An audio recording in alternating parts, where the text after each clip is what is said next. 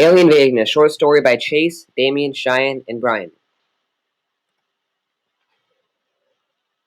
About the eve of the first scorching summer day of 1967, the men of the Smith family had elected to jog the famed kilometer run of Newberry Hollow, which was only to take place a month from then and composed of some of the most renowned runners from across the globe.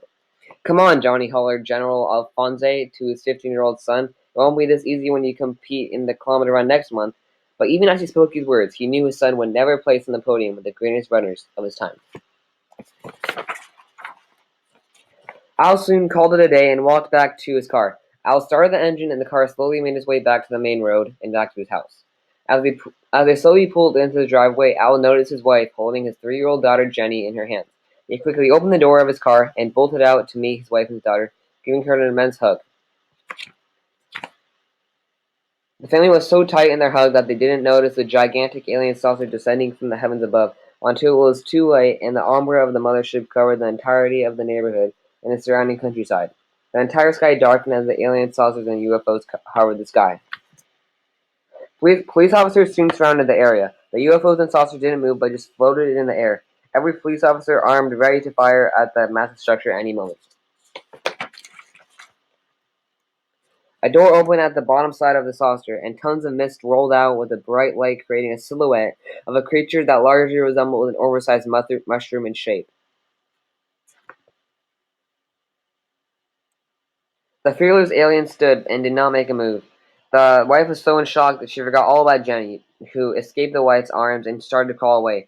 She crawled under the caution tape that was set all around the neighborhood. "Stop!" shouted Al, who ran towards her. Al quickly seized his daughter like a potato sack, but the alien snatched the infant from his hands and, without turning around, tossed her into the mothership. "No!" cried Al. The alien's mothership made a sound that could be compared to a running microwave and blasted away. The rest of the aliens charged rapidly at the soldiers, but all of the soldiers' bullets were futile as it took a whole round of bullets to bring down one. The aliens quickly overcame the minute military forces in Newberry Hollow and continued their quest to take over the world. After a brutal battle in Shanghai that lasted for seemingly an eternity, the war between the humans and the aliens came to a halt, as the last alien was slain in the prosperous city.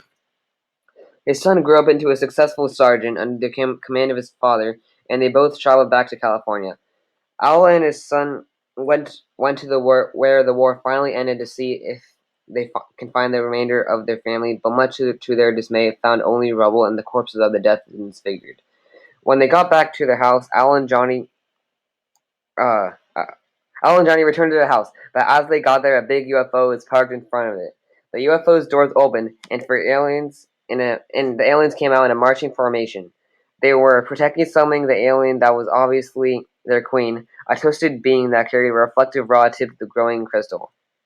"That's weird," Johnny thought out loud. That one of the aliens wasn't an alien. It was a human. The human who had a cloak over her head pulled the cloak back and looked right at Al. Al stared at her face, wondering why she looked so familiar. It was his daughter.